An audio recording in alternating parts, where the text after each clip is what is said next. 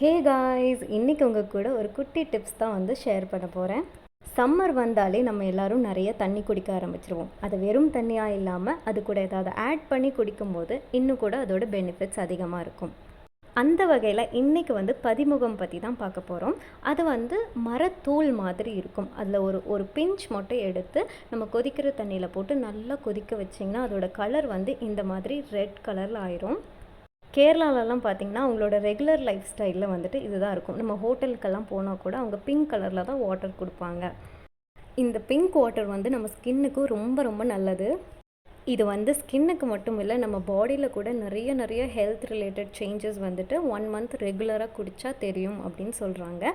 இதை பற்றி இன்னும் கூட டீட்டெயிலாக வந்துட்டு நிறைய யூடியூப் சேனலில் போட்டிருக்காங்க. அதை ஒரு டைம் ரெஃபர் பண்ணிக்கோங்க. இந்த மாதிரி 2 to 3 லிட்டர்ஸ் பாட்டிலில் வந்துட்டு நல்லா ஃபில் பண்ணி உங்கள்கிட்டயே வச்சுக்கோங்க. அடிக்கடி குடிங்க. பாய்.